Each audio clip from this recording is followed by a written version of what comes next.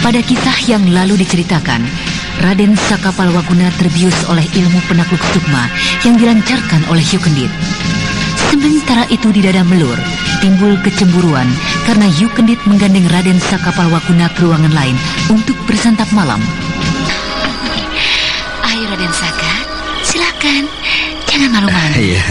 Iya Yukendit. Masakan ini harumnya panggang ayam hutan kesukaanku. Minumannya mana? Ini Raden.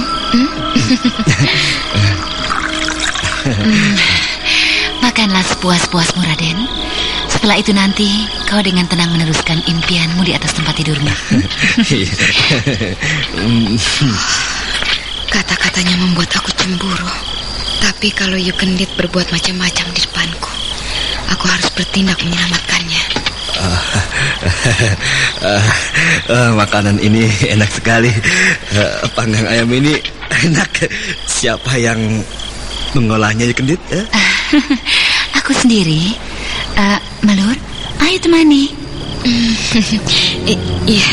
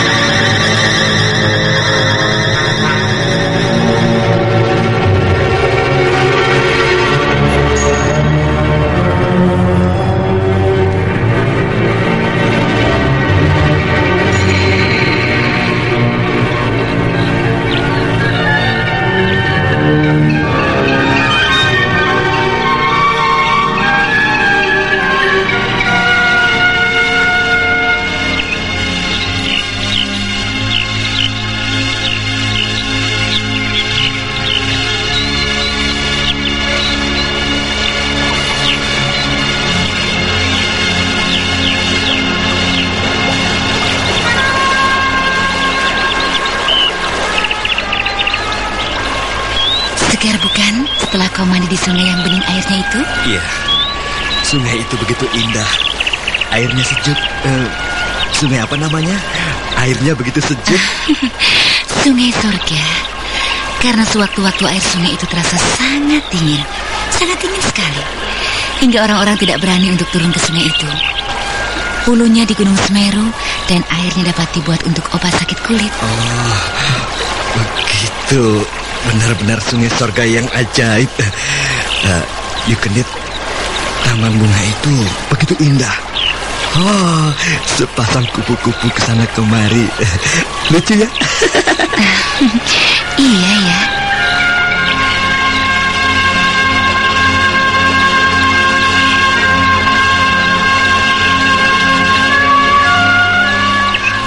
Mau dibawa kemana Raden Saka itu mencurigakan? Mungkin ke arah sarang ular berbisa. Di sana ada jebakan yang mengerikan.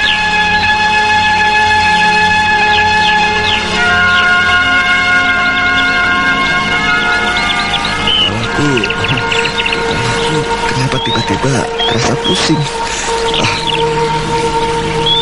Di depan sana ada buah yang dapat menghilangkan pusingmu, Raden. Mari, Raden, kita terus saja berjalan. Kau gagah sekali, Raden. Kau juga cantik, Yukendit. Bola matamu bagaikan rembulan di tengah malam. Benar-benar Saka telah terpengaruh berat oleh ilmu penakluk sukma yang kutanam di dalam tubuhnya. Tapi sayang, aku harus melumpuhkannya. Ya, aku harus melumpuhkannya. Seperti dia telah melumpuhkan Ki Barongkeni di Galusana. Nah, itu sebuah pura, Raden. Entah siapa yang membuatnya.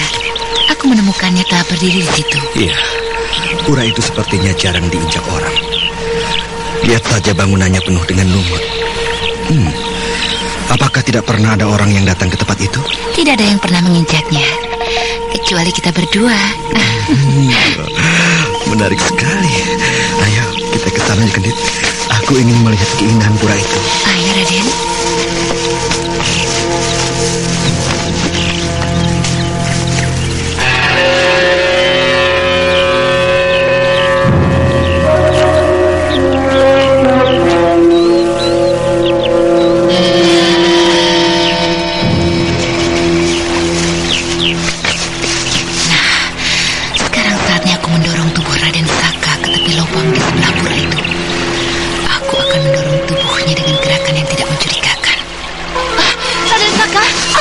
Aku terpleset.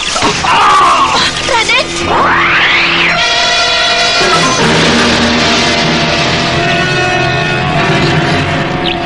Dan Pusaka tidak langsung jatuh ke dalam lubang ular. Tapi ada bayangan lain yang menyelamatkannya. Melesat ke arah sana. Hup, hit. Tubuh Raden Sakapalwaguna yang didorong oleh Yukendit lalu terpeleset masuk ke dalam sebuah sumur jebakan. Tapi sebelum tubuhnya meluncur deras, ada bayangan lain melesat menyelamatkannya. Hal itu membuat Yukendit murka dan mengejar ke arah bayangan yang menyelamatkannya itu.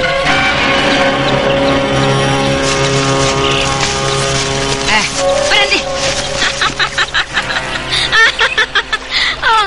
Kau mau apa denganku, Yukendit? Apakah kau mau adu tanding kesaktian denganku?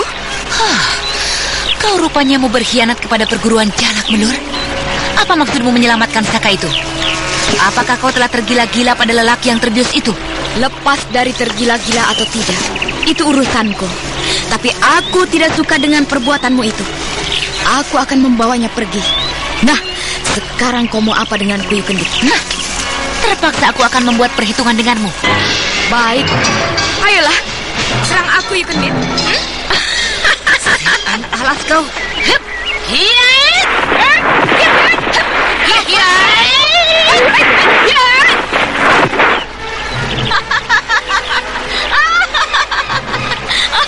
Seranganmu seperti anak kecil, Yukendit.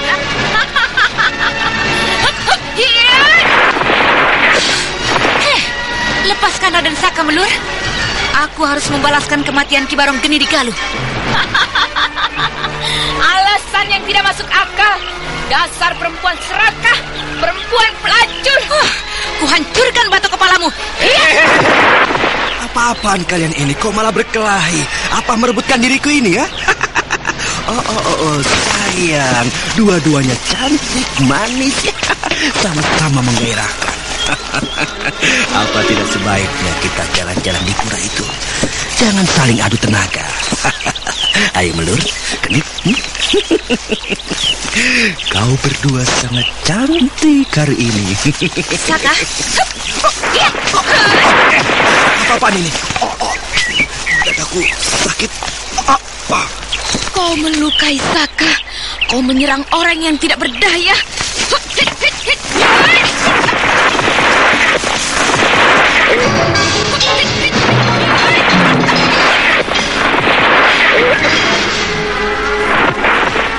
Melur dengan geram menyerang Yukendit, hingga kedua perempuan itu terlibat lagi dengan adu tanding kesaktian.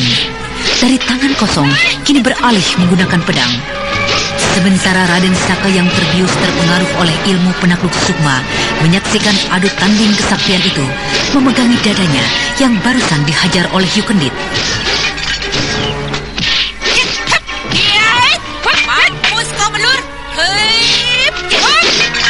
Mainan anak kecil, mainan anak kemarin sore, kau pamerkan di depanku. Nah, sekarang aku yang akan menyerangmu.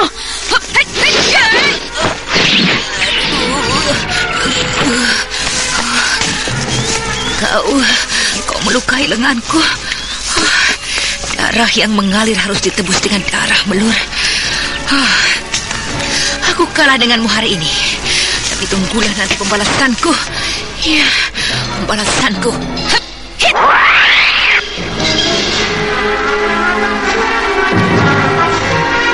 Yukendit tidak meneruskan adu kesaktian itu. Dengan membawa luka di lengannya, ia melesat pergi. Sedangkan Raden Saka yang telah terpengaruh ilmu penakluk sukma tidak mengerti apa yang terjadi sebenarnya. Dia hanya memegangi dadanya yang kesakitan. Sementara itu Yukendit yang melesat pergi ternyata menemui Kiciro di pusat perguruan Jalak di kaki Gunung Semeru.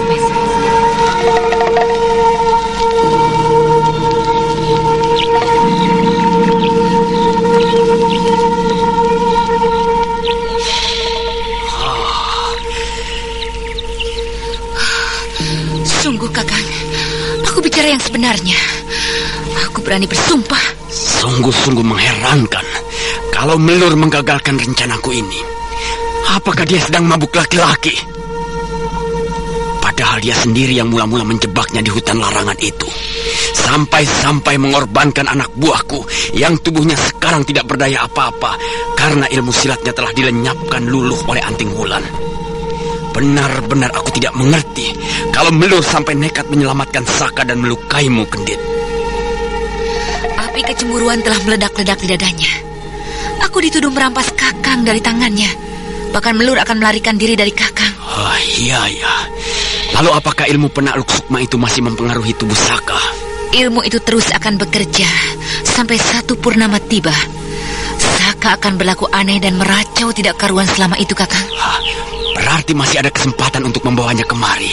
Tapi Kakang harus melenyapkan Melur dulu, Kakang. Dia sangat berbahaya di depanku. Di depanku dia berani mengatakan kalau Kakang curang, tidak jujur dan sebagainya, Kakang. Hatiku panas mendengar kata-katanya. Itu tidak bisa didiamkan. Sekarang kau obati dulu lenganmu. Aku akan memanggil murid-murid yang lain untuk melakukan tugas. Baik, Kakang.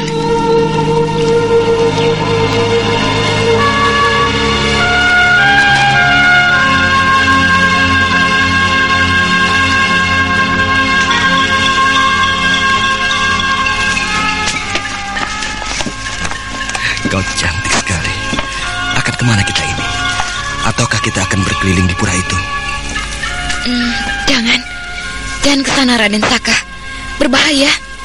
Di sana banyak jebakan yang dapat membuat dirimu celaka. Lalu sekarang kita balik ke goa perguruan Jalak itu? Tidak. Pasti Yukendit akan memasang perangkap untukku. Anak muridnya hampir semuanya jago panah. Dan mata anak panah itu diberi racun yang mematikan. Mengerikan sekali. Membuat bulu kuduku berdiri semua. Raden, aku akan mengobatimu. Kau harus disembuhkan dengan pusaran air yang terdapat di Pantai Pelindu. Kita harus pergi ke sana, Raden. Pantai Pelindu? Iya. Di manakah letaknya itu? Tidak jauh dari Nusa Barung, dekat Muara Bedadung. Di sanalah obat penakluk sukma berada. Aku ini mau diobati karena penakluk sukma. Lalu aku ini sakit apa, Melur? Hingga kau mengajakku berusaha payah ke Pantai Pelindu. Kau sakit kasmaran. Kepadaku dan kepada Yukendit. Oh, begitu, sayang. Pantas kau begitu memperhatikan diriku. Melur, betapa indahnya hari ini ya. Apalagi kau berada di sampingku. Betapa hebatnya pengaruh ilmu penakluk sukma itu. Penakluk sukma telah meracuni Raden Saka. Kasihan. Tapi biarlah begitu. Aku malah senang. Kenapa kau senyum-senyum padaku? Apakah aku ini kelihatan lucu dan aneh? Tidak, Raden. Kau kelihatan tampan, gagah, dan mengagumkan. Kau kenapa tidak mau memberikan kesempatan yang indah ini untuk kita saling berpadu kasih? Setelah itu, kita bersama-sama terbang ke sorga. Oh, sorga? Ya. Aku masih banyak dosa. Kenapa harus ke sorga? Bukankah orang-orang yang berhak pergi ke surga itu orang-orang yang suci? Selalu berada di dalam kuil?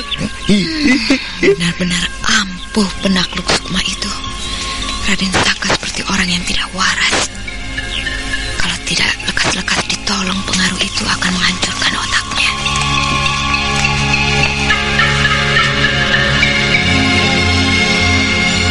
Raden Saka Palwaguna kini seperti orang yang kehilangan keseimbangan dirinya.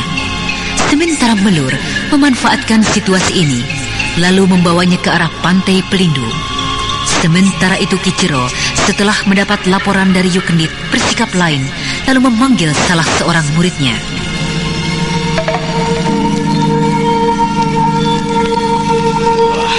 Gentor, seharusnya kau bersama-sama Melur melakukan jebakan kepada Raden Saka. Tapi kenapa situasi bisa berubah? Guru, bukankah aku diperintahkan untuk bertugas di Kota Raja Welingi, mengawasi para pendatang-pendatang asing? Aku tahu itu semua, tapi sekarang kan kau harus segera bergabung dengan Melur. Aku telah menemui Melur, tapi ditolaknya, Guru.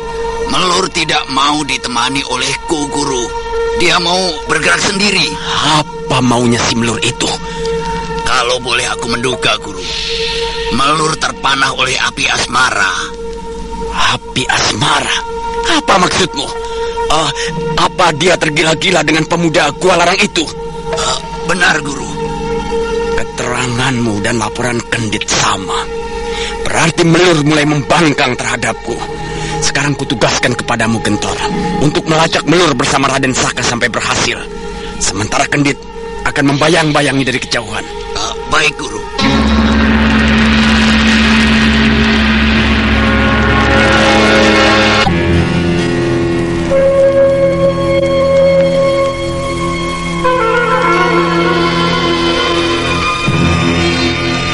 Meninggalkan Raden Saka tidur sendirian di bawah pohon. Sementara itu Gentor yang mendapat tugas pengejaran terhadap Melur menghela kudanya dengan kencang sekali menuju arah timur. Beberapa sungai, hutan belantara dilewatinya.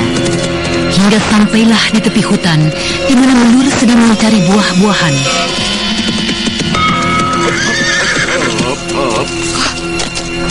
Gentor, dia mengetahui aku di sini.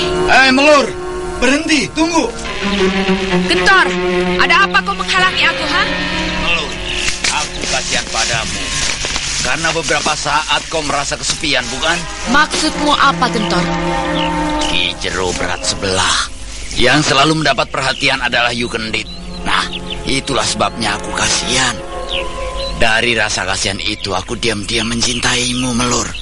Ini kesempatanku untuk mengutarakan perasaan hatiku, Melur. Jangan kurang ajar, Gentor. Aku ini termasuk gurumu. Apakah bicaramu telah kau pikirkan matang-matang? Bisa-bisa jiwamu melayang berlaku kurang ajar di hadapanku. Kau harus mampus, Gentor. Memang aku ini bawahanmu. Tapi sebentar lagi kau akan menjadi pecundangku. Dan kau lihat ini. Kau mau memamerkan ilmu pedangmu, ha? Baiklah. Nah, lihatlah ini. Keris pusaka ini, ha? Kualat kau, Gentor. Keris pusaka kau pergunakan untuk tanding sembarangan. Nah, jagalah pedangku. Hup, hek, ya. Tanding, iya. Pedangku dapat ditahannya dengan keris itu. Hanya dengan keris ini pedangmu tidak dapat menembus pertahananku. Nah, sekarang giliranku, Melur. Jagalah seranganku. Kau mampu menggunakan jurus-jurus gelombang hitam. Oh, mencuri di mana jurus-jurus itu, Gentor? Mencuri dari hatimu, Melur. Bahaya. Aku harus menahannya dengan jurus itu juga.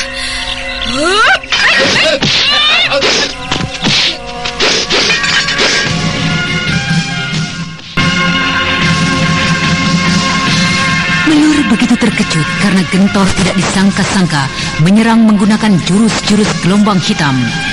Jurus-jurus ini sebenarnya hanya diturunkan kepada pimpinan cabang perguruan Segoro Ireng atau orang-orang terdekat dari pusat perguruan ini.